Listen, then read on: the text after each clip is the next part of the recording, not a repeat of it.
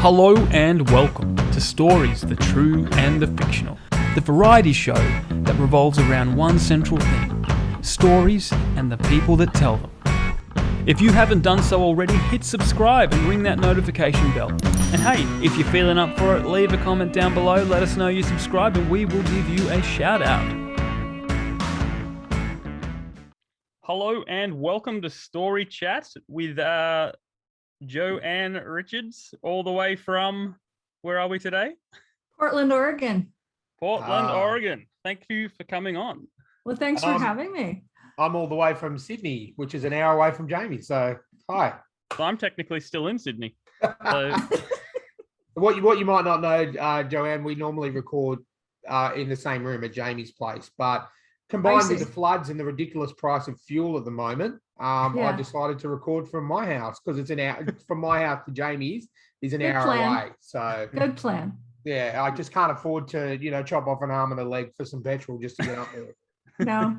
I know you guys are struggling with the fuel as well over there at the moment. Yeah, and it's interesting because where I live in Portland, I hardly ever drive. My car battery's dead because I wasn't driving enough. Yep. And I just went to California, earlier this week to see the husband, and it's like, oh, they tried to give me a big car. It's like, no, your gas prices are too high. Get a small one. I'll wait. So, yeah, exactly. It's ridiculous at the moment. I mean, we can thank Mr. Putin for that. So thank you for that, sir. But we're not here to talk politics. We're here to have a nice chat. So I think we'll crack into the icebreakers. Okay. Jamie, why don't you take the first one this time? You want me to take the first one? All right. Yeah, because I love number 3. That's my jam. So it's my favorite question. Okay, good. All right, Joe. If you could get rid of one thing in the world, what would it be? War. I'd have to say war at the moment. Yep. No, I don't like war at any time, but especially right now, I would get rid of war. 100%. There has to be better solutions for things. Yep. I agree, 100%. Regardless of what's going on at the moment or not, it still would be really nice to get rid of it altogether. Right. And we won't get political, but it's like I was telling people and my husband, it's like, in this day and age, why? So, yeah, I know. It just blows my mind. Exactly. The famous old phrase, why can't we all just get along? That's right. It's ridiculous. But no, I'd be on board with that one. Thank you. But okay. I feel like I'm on a game show. Yeah, you are. That's what we like to. Ding, ding, ding, ding, ding. That's exactly right. Correct. Even though there's no such thing as an incorrect answer. But we will judge, definitely. I'm very judgmental, so I will judge on your answers. So I'll keep that in mind. What's something on your bucket list that you haven't achieved that you want to achieve before you leave this life? I must travel to Scotland, and I should probably say I want to go to Australia too, but I really have a hankering to go to Scotland. You and me, we're on the same level because my family comes from Scotland. Cool. My dad's done the pilgrimage, and if I go to Ireland at the end of this year with my housemate, I'm definitely going to take a week and go to Scotland by myself and do some exploring. Oh, good. Well, I've been to Ireland and I've been to England several times. Yep. Ireland once, England 5 times. And I was supposed to go to Scotland the year COVID hit. Well, you like paranormal, you're into. I do. And there was a UFO paranormal conference there every year. And I was going to go. And it's like, dang. I want to go to Loch Ness. That's my dream. Yeah, me too. Yeah, I'm into, mythical and supernatural stuff. And I'd really, really like to go to Loch Ness. So you got to see Nessie. Yeah, definitely. Maybe she'll come out of hiding. Yeah, hopefully. Is her quarantine over? Well, she can pop in and out. So. All right, now Jamie's going to ask this question, but we do need to let you know there is a wrong answer to this question. Oh, I always tell all of our guests that we do judge harshly on this question. So, okay. Feel free to change your ansers. You don't have to appease us, but I mean, it gets you further up the list. I mean, do I get a clue? It's okay. Whatever your answer is, will be fine. All right, good. So, after that wonderful intro from Ryan, what is the greatest sitcom ever made? And I'm going to date myself, but I have to say I Love Lucy. Yeah. I was thinking of several, and there were several great sitcoms when I was growing up, but I Love Lucy's a favorite. So I used to watch that with my mum when I was little. I was going to say, you would have been very young. We have a channel called ABC, which I know you guys have got over there, but ours is a bit different. But right, it used to be on every Saturday afternoon. And yeah, I'd sit down with mum. Used to love that show, and so that's we've had other people say that as well. So very good answer. Okay, what's the correct answer? Oh no, there is no correct answer. There's no correct. I just like to. I'm very. I get over my nerves by trying comedy and to make people laugh. So I like to sort of, Oh, that's great. Comedy's great. Comedy's great. Okay, the next one. Now, this one I'm assuming you might have done a bit of research in. The zombie apocalypse breaks out. What's your plan? See, it's funny because I don't watch zombie movies at all, and the rest of my family loves them. Yep. So I was thinking, I really don't have a plan, but I'm of the mind where you should be prepared for emergencies and disasters. So, have your food and supplies and water and guns and ammo. Yep. Protect yourself. So, I'm assuming, you just have to kind of barricade yourself in the house. Yep. No, and look, it depends on which zombies we get. Because there's two types of zombies. There's the traditional slow moving, we want brains, that kind of crew. And then there's the new ones that have sort of been coming around in the last 10 years, which actually run as fast as we can. So oh no. Yeah, that's a different story. I prefer the slow moving ones because, at least then it gives you a chance to reload. Did you see the TV show that was all about zombies? And I would say it was a comedy, but it was modern day. I loved it. The Walking Dead? No. I mean, it was funny. I don't watch The Walking Dead, but this one was funny, and I can't remember the name. Was it like iZombie? iZombie? No, I don't think that one. That was a while ago, Jamie. No, and I don't think it's on now. It's been on the left. The girl was like blonde. It was like if you'd gotten bit by one or something, and anyway, and then the whole town was turning into zombies. It was weird. Anyway. Okay, I might have to Google that one a bit later. I forget what it was called, but the female lead she's got like white or really blonde hair. Okay. So, yeah, I'll have to check that one out. It's a good show. Okay, excellent. Well, all right, Jamie, do you want to hit it with the final question? I will. Right. And my favorite question. You just get a phone call from Elon Musk and he says, Joe, I have created this brand new electric time machine and I want you to test drive it. What do you do and where do you go? That's a tricky one because I've got a couple of time periods I'd like to go visit. But I'm going to pick 800 BC because I've been told that number one, I was a man at that time. And number two, I was this really good protege at a like martial arts, kung fu type training place. And I have talked to my master teacher, like through a channeler. And it's like, I was kick-ass apparently. Excellent. So it's like, I know how to energetically diffuse my enemies and it was all good. So, that's what I'd like to go back with you, and I'd like to see that. I'd really like to. Jump in, just swing by Blacktown in Sydney, pick me up, and we'll go. I want to watch. Okay. All right, that sounds good. Excellent. Well, excellent answers to that. Now, thank you. Obviously, the reason we're here to have a chat. We've got a few subjects to talk about, but the main one is you've been married 7 times. I have. I was going to open the podcast by asking you to marry me, but I thought that might be a little bit cliche. Well, I'm currently married, so that wouldn't.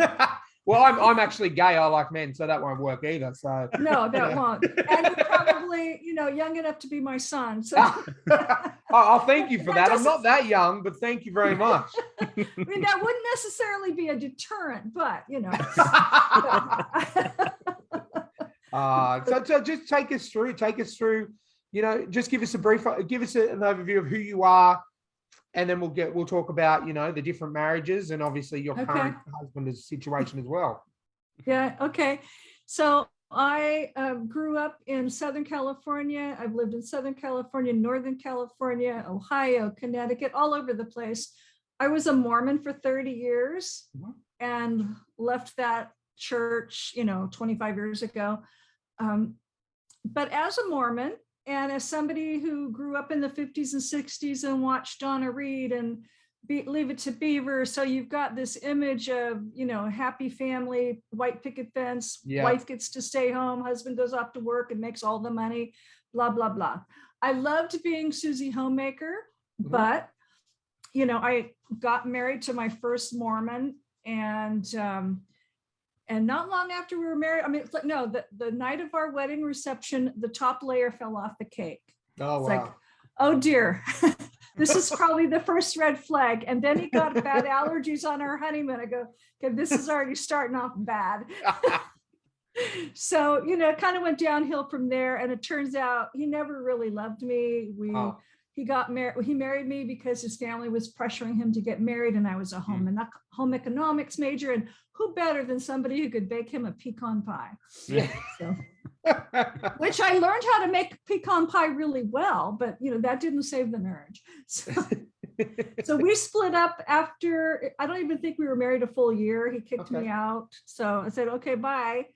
And then when he thought we should talk it over again, I said, well, I'm now in Connecticut. You want to come and talk to me from Utah? No, you have to fly out to Utah. Yeah, no, if you're not going to come fight for me, forget it. Exactly. So I don't know how long after that, probably less than a year, but maybe a year later, we'll say, I met my daughter's father and we courted for a month and got married. Wow. Thankfully, because, less than 9 months later, she was born. And but he had some emotional problems. He'd gotten addicted to Valium and he was an alcoholic. And, we got along great, except for the substance abuse. Yeah. And he really didn't want me to be active in the church and, all these little things. And so when I was 7 months pregnant, he kicked me out. And it's like, okay, because he was also suicidal. Okay. And, and it's like, his family didn't bother to tell me. I love him dearly. And I've stayed, I stayed close with his family for a long time, but they didn't bother to tell me that he had all these issues. And it was, well, we're just hoping if he marries a nice Mormon girl, he'll straighten out. Well, okay, that doesn't solve all your problems. No, it might help a little bit, but not, yeah, exactly. He wasn't interested in joining the church or anything, but, he was looking forward to having a child. He saw her twice and then he committed suicide. Oh. So my daughter grew up not knowing her father. So that was very sad. And, that's caused some, issues. So we're working through all that. Oh, that's so that's good. Yeah. And luckily she was able to, be very close to her grandparents and that side of the family. So that was great. Then when she was a toddler, I met husband number 3, another Mormon. So I've been married to like 5 Mormons. Okay. All of them were bad husbands. And because the thing is, it's like you're not supposed to have sex before marriage and you're not supposed to live together before marriage. And they all look great at church or in church settings. And then you marry them, it's like, oh, what happened? They're not so Mr. Nice Guy. And this one starts hitting you and it hits your kid. And it's like, well, this isn't good. And I just had to leave. I couldn't let my daughter, and he was hitting her more than he was hitting me. So it's like, I couldn't let that continue. And, I left Ohio between 2 blizzards and he came home from work and I said, you're driving us to the airport tomorrow. Oh, wow. I'd already packed because he was an ambulance person. So he was gone for like a couple days at a time. So I was packed, had stuff shipped out, and he came home and I said, we're leaving. And that's what happened. And, husband number 4 was another Mormon. And again, he looked great on paper and he looked great on the dance floor. And we got married. And it's like, my mom tried to tell me, it's not such a good idea. And my daughter just wanted me to be happy. So she didn't like him, but she said, sure, Mom, go ahead and marry him. And he turned out to be a jerk as well. And, oh, you don't have a real job because you're just a bookkeeper and I'm, schlepping ice cream and milk around all the time. It's like, okay, I see where this is going. And, kicked my daughter because she at 7 kicked him when in a fit of anger at him for something, so he was a bit of a bully. So there we go. And then husband number 5, we weren't actually married, but we lived together for several years and everybody thought we were married because we were Mormons. So we didn't tell anybody we weren't married. And, it's like, I know we're going to talk about my book later, but it's like my sister read my book and she goes, I didn't know about that, about you and him. I go, you weren't supposed to know. Everybody was supposed to think we were married. And, he wanted to be a polygamist. That didn't work out. He ruined me financially and all kinds of stuff. I had to file bankruptcy. And finally we just decided, but it was the easiest divorce I ever had because we just decided, well, we're going to split up and just tell the kids, oh, we went and got a divorce. It's like, great. So, but I was poor for quite a while and I wasn't used to being that poor. So that was hard. And then the next guy was also a Mormon. And again, was great on the dance floor, but turned out he was pretty boring and he was older than I was, but he was pretty boring. And, he wasn't interested in really making it a strong marriage. We looked good together at church and I basically married him because my daughter was going off to Japan to be a foreign exchange student. And I said, well, I don't want to be alone. I might as well get married. What else is there to do? And so we did. And then she came back and I'm going, yeah, the marriage isn't looking so great. We split up. We tried it again. We split up again. And I said, will you go to therapy with me? I'm already going. No, it's your problem. It's like, okay, see ya. If the listeners, if the partner's not willing to work with you on your relationship, it's time to go. Exactly. Yeah. And life's too short to waste time. Yeah. And I think, my daughter, number one, she gives me praise for that. I keep trying to get this love thing right. And that I was wise enough to not stick around forever and ever and ever if it wasn't going to work. Yeah. So, it's like, gotta go. Come on. Exactly. So, and then I met husband number 7. When I met husband number 7, I was dating somebody else and we were having fun. And then I, heard from my roommate whose husband was in prison. Oh, I met this really nice guy. He's a friend of my husband's. He was visiting his mom. He's really smart. And I'm going, ding, ding, ding. Smart would be a new kind of boyfriend for me.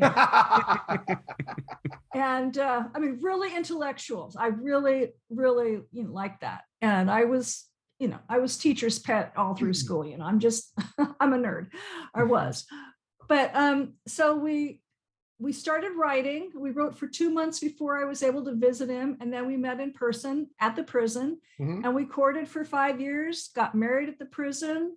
We've been married almost 20 years and so we've been together almost 25 years. Yeah. So, being married to somebody in prison is not easy and it's a whole unique lifestyle. So I tell you, I have a whole chapter in my book on what it's like to be a prison wife and just the logistics and what it's like to visit. And, that's it. You get limited time and, you have to sort of operate on their in the prison schedule and go through all the checks. And most of our communication is done through letters. Yeah. When before COVID, and especially when the prison he was at, because he's been moved around in California, I would usually go see him once a week. So then you would have several hours to sit and hold hands and talk. So that helped. But we also write pretty much every day to each other. And we have done that for almost 25 years. That'd be nice. So I have boxes of letters from him from over the years. It's like, oh my gosh, there's some more boxes. And that's from 1998. Well, clearly this must be working because clearly it's your longest marriage. You've been together for 20 years. And a long time. Hopefully you can hang up the boots and go, yep, okay, I'm just going to stick with number 7. And you didn't make it to double digits, which is good. Yes, thankfully. But it's like it's interesting because especially during COVID, we've realized, we do have some issues we got to work through because now we're not seeing each other in person. And if you miscommunicate something, something can be taken wrong in a letter, and then, it could be cause for real issues. But, we've learned to, it's like either don't write it that way in a letter or, wait till you can see each other in person. Exactly. So they've had some limited visiting through COVID, and I've seen them a couple times in person, but they've also allowed, because there's no current outbreaks. We waited 17 years before we were allowed to have a family visit, because they weren't lifer inmates were not allowed to have them. Well, now they can. So now every few months we get together for 2 days, and so it's like being married for normal or real. And we're in an apartment by ourselves, even though the guards count them several times a day. But he cooks, and we sit and talk in person, and nobody can record our conversations, and we watch movies, we play games. It's pretty almost as normal as having him home. So you have that 2 days where sort of you can experience what your life would always be, but then I suppose at the coming to the end of the second day, it hits you, and you're like, okay, we're going back to our normal lives, Well, and it's funny because he has to have a certain kind of persona and always be on his guard when he's around the other inmates. And it's not that he can't take care of himself, because he can, but he's still watching out for people, and he's looked up after he's got a job. He's I don't know. He's really well respected there, but you still always have to be on your guard. And most of the staff are idiots, but they are. And so it's just, it takes him a little while to just relax and just be himself. And then he can kind of be silly around me, and we can just joke. And then, oh, okay, what do we have to talk about? What family business things do we need to take care of that we can't say in a letter? And, what do we need to cover before you leave again? And, that kind of stuff. And then it's like, but it's weird because it's kind of like being at home, but it's not like being at home, because, it's not like I can't bring any books in. So it's like, if we have a downtime and don't want to talk to each other, it's like, okay, well, I can't go in the corner and read a book. And, the TV's going, sometimes we just have the TV on for noise, but so it's not quite like, if he was home, we'd each be doing our jobs, or we'd be taking a drive, or we'd be going out to dinner, or we'd be doing fun things. But there's also creative and work things that we would both be doing. So it's not like we would be, cuddling or sitting talking every day for 24 hours a day if he were home. So, well, I mean, that's any relationship. Like, I was married for 8 years, and like, you can't live in each other's pockets. I mean, it's always good for this beginning. It's the honeymoon phase. You like spending time together, and then you're just like, oh, I just want to play my PlayStation, like, just chill. And she'll be, and my ex-wife, who's also my best friend, she'd be like, I just want to, do some reading, and you just go away, and then you get to that stage where, I mean, you guys have got to try and condense, 3 months worth of relationship into 2 days. Right. I mean, I guess that would be something really, really difficult for me to wrap my head around. I couldn't even. It's difficult, but it really is. It's very helpful, especially during COVID, because like for the first year of COVID, there was absolutely no visiting at all. And they finally got video visiting going, but that's really hard because you've got 2 people on either side of you, and his hearing is going, and so it's like hard to hear each other, and and their conversation over there might be distracting to him, so he's just trying to focus on me. And I feel that I'm hearing impaired myself, so I can feel his pain. Where you just try. I hear every conversation at the same level, so I definitely feel that I can understand that. But look, at least I'm really happy that it's working out. 20 years. It is working. It is working, and I'm glad that you found. Thank you. Yeah, you found the one eventually. It took a while. Oh, that's right. It's just like I feel like you try your different restaurants till you find your favorite. That's right. Oh, there you go. There you go. We would have never met before, and I was such a prude back then. It's like I would not have been his type, and he would have been too much of a bad boy for me. So it's like we met at the right time, and we met at the time that was best for us, and we work well together. And he's given me lots of cool information about stuff I had no clues about before we met. So well, that's it. If you ever go to jail, you could pretty much you could run it. You'd be fine. All right. Well, thank you for sharing that with us. We really do appreciate welcome. it. Sure. But another reason why we got on is you're an international speaker on UFOs, extraterrestrial, and with military involvement. So, I mean, that's right up my alley. I'm down with that. So, cool. Why don't you tell us a bit about what you do there? And that's thanks to my inmate husband, because there you go. Yeah, I grew up in the 50s watching Martian movies and then forgot all about it. I never saw a UFO. I never believed in aliens, nothing. And once we started to get to know each other, and he grew up as an Air Force brat, his dad was in the Air Force and doing some pretty weird stuff, apparently. Mm-hmm.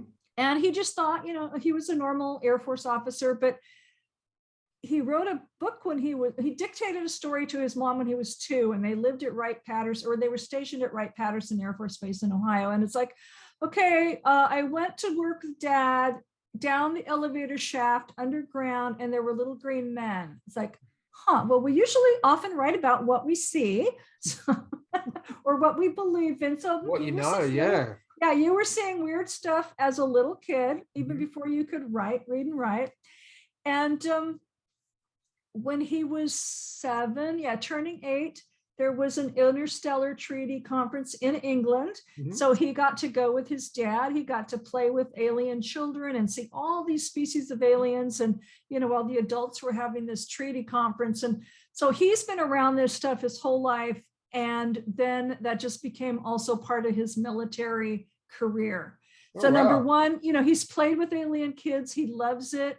He thinks nothing of playing with a dinosaur or something that's just come out of the ocean, or this cute little bug, or, some blobby thing whose community looks like a cloud. It just lots of cool aliens. They're not all cool. They're not all friendly, but he had an early introduction to this. And then, just like his father, he was dealing with aliens since the time he was a teenager, and on a more adult level. And then his career was either researching or, inspecting or investigating downed craft, or doing combat with alien species, going into space, whether it was for a conference or whether it was to fight an invasion fleet. So he and his father have had lots of experience with UFOs and various alien species. So thankfully, he's provided me with all this information, and he's written numerous reports about just the history and the science and who literally was involved with this, and lots about the different species. And then the adventures, they're not all fun, a lot of heavy, nasty combat, but the adventures that on their own would make great sci-fi movies, So I'm sure that the famous science fiction movie makers have taken a page from the military playbook, because that's where they get a lot of information. So thanks to my husband, and if he had not been in prison, now I'm not saying he should stay there so he could keep writing for me, but thanks to my husband being in prison, and being there so long, and being angry that he was there so long, it's like he just decided he would talk about the things that are still on the fringe, and he never reveals anything he's not actually supposed to. He doesn't break any security oaths, but he has shared a lot of valuable information about what species are like, what it's like to travel in space, and wormhole travel, and what, and I'm fascinated with what species are like. So that's kind of where my passions are going. But in 2004, I went to. He said, "Why don't you go to there's this UFO conference down in San Jose?" It's like, okay. Just go see what people are talking about. Okay. And I was go. The first talk is like, oh, this is really interesting. By the next year, he had given me enough material so I could go have a booth. And then I started getting on radio shows. And then by 2007, a conference in England invited me to come over and speak. My first talk on this stuff ever. And I've been there. I've been to England 5 times. And, I've spoken at a couple of different conferences there. And I just love it. And he's given me enough material that I have, I don't know, 15, 20 talks worth of stuff. And I've spoken in England. I've spoken in, Cornwall's part of England. I've spoken in England and, Northern England, Cornwall, and near London. I've been several places around the United States. So, I love speaking, and I love speaking about this topic and sharing the information with people. So, yeah, One thing not we all have scary. out here, we don't have, well, not that I'm aware of, we don't have conferences like that out here in Australia, which is kind of frustrating. No, I know. I guess you don't. Yeah, I was trying to I'd love think. to Yeah, attend for sure. that would be nice. I'll come. Yeah. Oh, there you go. See, I've already got it. Fly me over. I'll get some sponsors. Fly me over. So we probably shouldn't have asked you what the best sitcom was, but what's the best alien movie? Yeah. I love the Men in Black movies now that I know now that I know how real they are. It's like we do have places on the planet that are like those UN buildings for the aliens to be walking around. And I also I saw the movie The Abyss before I knew Mark. It's like, oh, this is cool. And then I met Mark and started reading some, and I especially started learning about the oceanic species. And there's one that's just like that cool one in The Abyss that like you can see through, and it's got the beautiful lights, and it's like, oh my gosh. So yeah, there are species just like that. I'm like, oh, I wonder where they got that information. Yeah. And where I can't remember if they were just oceanographers or if they were Navy people, but anyway, you know how they went in the deep sea diving suits and they had to do the liquid oxygen or stuff. I mean, he's had to do all that because he's done some deep sea stuff, and he's been with, he's worked with some oceanic species and been in their craft. And so you have, like, the humans would have to do that, like, I guess it's liquid oxygen or something, so they can breathe underwater that long. But he's had some phenomenal experiences. He can speak several alien languages. He's really, really, really good friends with a species that we call the raptors. They're a dinosaur-looking species, and they've been our allies. I mean, they originated here on Earth, but they've been our allies since the early 50s when their ambassador, who's actually a prince, he met my father-in-law and then started working with the United States Air Force. Oh, wow. So they've been our allies since then, and they do help us fight our enemies, human and non-human. They're probably things that we don't even know are happening. You know what I mean? Like, yeah, and I tease him because there's a mission that he wrote about in 1976, July of 1976, and there was a huge earthquake in China, and this is, I found it on the internet, but it was before, cell phones and cameras, and, CNN couldn't rush right in with their cameras. And anyway, so there's a huge earthquake. Lots of people disappeared. Well, they were getting scooped up by some aliens to be taken out in space. So, and you had two portals opening up over China. So they were going to go out to space. You had an invasion fleet coming into, our atmosphere. You also had some negative humans and aliens in the Antarctic. So my husband was dealing with the air battle over China. His dad was dealing with what was going on in the Antarctic. And I'm at a dance festival for the Mormon Church in Southern California. So it's like, who knew that the planet was being saved from alien invasions while I'm just doing this little dance festival? Well, that's what they say in Men in Black. I think it's one of the famous lines is that, there's always, every day there's an alien race trying to invade or a new thing, and we just don't know about it. And it's better that way sometimes, because people with anxiety and stress disorders will just be going absolutely nuts. Yeah. Right. And that's a good point, because people, I speak at the conferences and people go, well, why doesn't the government just go ahead and tell us? And it's like, well, they keep figuring the public can't handle it. You here are grassroots people who want disclosure so badly can probably handle it. Exactly. But how would you really feel if a dinosaur walked into the room today? Because they're our allies and they still have sharp teeth and they drool at the sight of humans. Yeah, I think it'll be pretty intense. I'd be looking around for Sam Neill or Jeff Goldblum or something, but it would be, what would you do? Exactly. I don't think your mind would be able to comprehend that. No. I was speaking in England once, And usually when I speak, number one, I have elementals, fairies all around me. And Mark's dad, who's died before I met Mark, is always there with me. I can always feel him. And behind me, there's all these beings behind me. And I always use a quote at the end by a raptor senator.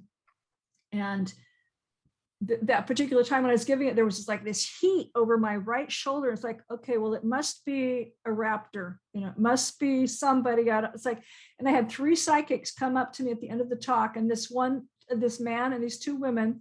And the man goes, and he's heard me speak before, goes, I haven't really ever believed you when you've been speaking. I go, I know, you roll your eyes. And he goes, but they could see what was behind me. And he goes, there was a reptilian like popping in over your shoulder when you were given that quote. I go, yeah, I knew it had to be that. And now I know. It's like I have a raptor sorceress as one of my spirit guides, and she's very much alive, but she can pop in like that. And that must have been her. Who knows? Or it may have been the senator. I don't know. He's still alive too, but they have the ability to do that. But how cool is it to have one of your spirit guides be a friendly raptor?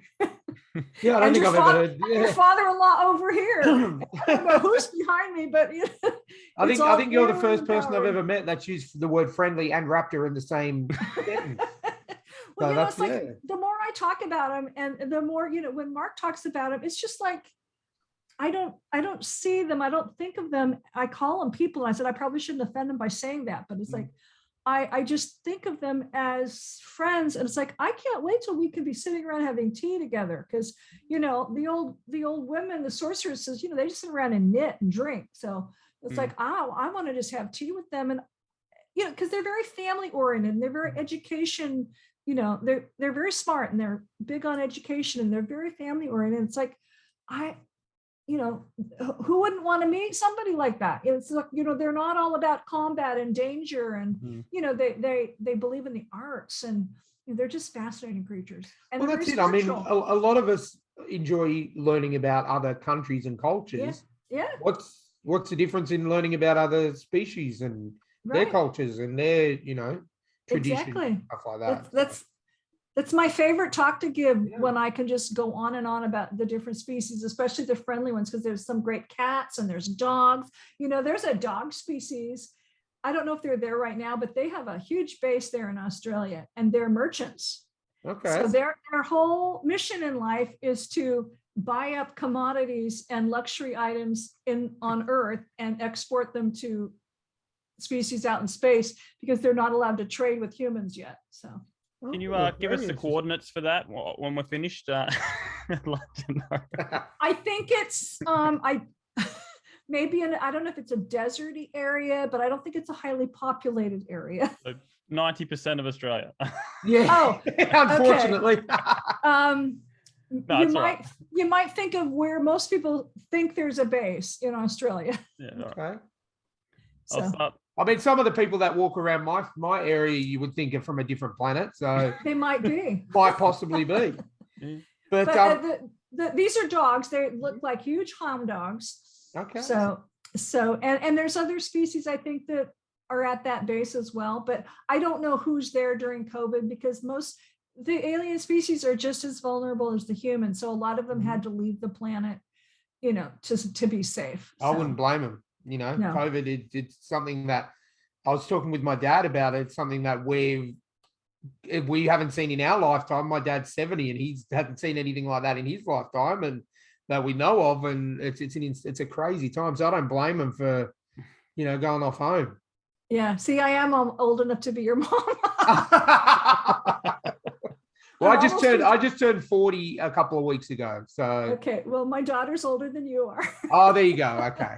I think she'll be 45 this year in July, and well, I'll be 68. Well, look, and as I said, I am a gay man, but you definitely don't look your age. So I'm not trying to become husband number 8. You don't look your age. No, when my daughter and I are together, people do think we're sisters, so that's really nice. I would never have guessed you were. I would think that's why when you initially said, I'm old enough to be your mother, I thought, well, I don't know about that, but there you go. But now, look, another reason we brought you on is to talk about your book. Okay. Called Midlife Magic. Midlife Magic. So do you want to tell us a bit about the book? Sure. And it is, it's a short book, like 110 pages, and I call it, it's stories of my journey. So there's childhood stuff. There's, each husband gets a chapter. Okay. And there's a chapter on why I got married. It was basically what I said, about the whole Mormon and that, I want to be happily ever after and all that kind of jazz. And, each husband gets a chapter. And I include, because I don't portray myself as a victim, it's what happened. But I did learn valuable lessons from each one. And I certainly, have a list of, what I'm willing to put up with now and what I won't. And I do stand up for myself. So I've learned a lot of things. And so that's part of it. It's the stories and what I've learned there. Then it's like Mark gets 3 chapters. So it's like how I met him, how we got together. Years. Yeah, he's a great guy. It's like how we met, how we courted, how we got married at prison. There's a whole chapter on what it's like to be married to an inmate and, how you visit and how that just all works. And then how I got into the whole UFO magic fairy stuff. I'd already had my own paranormal experiences.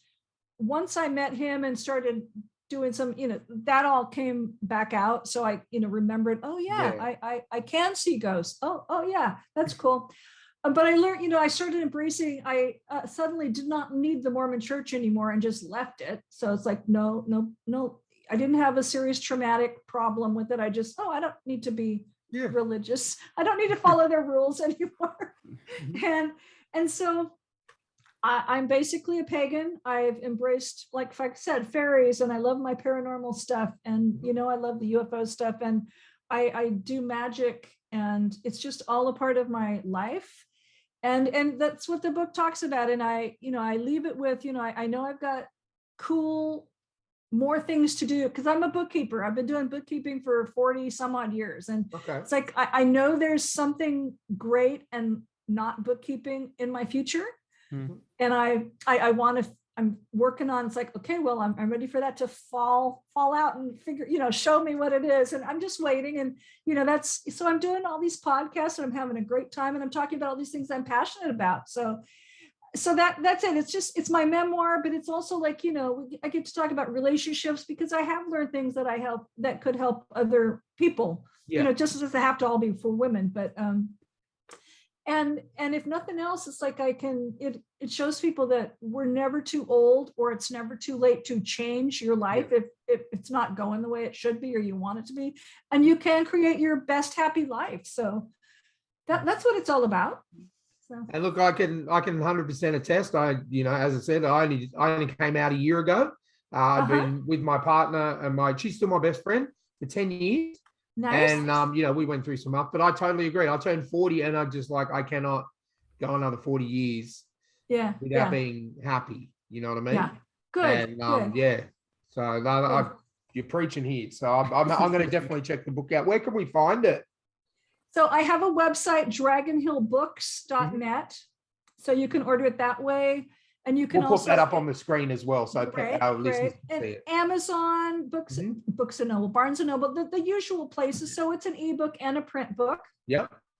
So, if you want a signed copy, you can order it through me. If you don't care about that, you can do Amazon or Barnes and Noble or the usual places.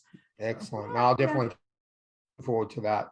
Thank you. Reading a little bit more about your husbands and your experience and your and meeting your current husband, who obviously things are working there because you've been together for 20 years. So I definitely look forward to checking that out. Thank you. The more guests we have, the more my library grows. So, and I'm a big reader. I love reading. Me too. I read all the time. All the time. Exactly. So you're working on anything else at the moment? Book-wise, I'm trying to figure out what's next because I wanted to write a book about his dad. It's like I really would like to write a book about my past lives, the more I'm starting to learn about them. And, my daughter and I keep tossing around writing a book about what we've learned about relationships because she's only been divorced once. But, as I moved up to Portland to be near her during COVID because I couldn't see Mark. Yep. And, it's like, it's given us time to heal the mother-daughter wounds, it's like, because obviously I put her through crap. It's like, here's another stepfather for you. Here's another stepfather for you. and they were all mean to her, and it was terrible. And so we're working on that. But we've also learned a lot of, here's our bucket list for relationships type stuff. Yeah. And so I've got lots of possibilities, and but it's tax season here, and I'm still doing a lot of bookkeeping. So it's like the writing is off the table at the moment, but I just listened to a publishing summit. So I'm still keeping my fingers in, and thinking and you've what I want got to so do much, next. all those things you mentioned you could write about. You haven't even mentioned the UFO and extraterrestrial kind of stuff. I mean, there's got to be some books in that too. Yeah, sorry, I'm yelling. There's a chapter in the book about my personal UFO sightings, because I have my own sightings. Yep. I have my own personal paranormal experiences where, I can see and feel the ghost, and, my experiences with the elemental realm, and how I use my intuition and my magic to, get what I want and to protect myself. Exactly. So that's also, it's like you go from if you want relationships, read the first half of the book. If you want woo-woo, read the second half of the book. But to me, it's all connected. Yeah. And the beauty of like the aliens and the magic and all that's like, and it's like, I used to think, the new age people, the consciousness people, it's like, okay, that's totally different from the UFO. It's like, but I'm going to say everybody's connected, and the aliens want us to be part of the galactic community, but we all need to raise up and, raise ourselves a little bit. So open our minds. Yes. And so we're more on their level, because they're just waiting to embrace us. And so there's a lot of them that would love to be our friends. And so it's just amazing how everything is so connected. And I'm learning new stuff all the time. So. And look, any day where you learn new stuff and it broadens your horizon and expands your knowledge base, I say is brilliant. That's a good I've learned a lot from talking to you today. So I'm going to keep an eye out, and people that I put on, And I do have a Facebook group, it's called Midlife Magic on Facebook. So, Midlife Magic on Facebook. Okay. Right. And through my website, people can email me. There's lots of ways to connect with me if people want to just chat. So I'm very, very open. Well, that's a good way to be. Excellent. Yeah. Excellent. Well, I think that's all we've got time for today. But okay. Joanne, thank you very much for joining us. Well, thank you for having me. That's okay. Just one more time, plug your website, plug where you can get your books, any social media that you have, because we want people to find you and buy your book. I have a Facebook group, just Midlife Magic. My publishing website is dragonhillbooks.net, and there's my book and two of my husband's fiction books. I have a nonprofit called Earth Defense Head. Reports that he's written are on that, edhq.org. You can pay for them and then just download them. And then there's even a video of one of my talks about the secret space program. So my emails are on both of the websites, so you can find me many different ways. And I'm on LinkedIn, so just Joanne Richards, and I'm on Instagram, Joanne Richards Author. So lots of ways to find me, and I'd love to hear from people. Lots of ways to find you. Lots of ways. Jump on. I think the website probably be the best for listeners. Jump on there. You'd find everything. You find the email address, the book, everything, you name it. So I'll place that link down in the show notes. But thank you so much for coming on, Joanne. Thanks for having me. Yeah, this was fun. Been a great chat, and we've learned a lot. Thank you so much. You're so welcome.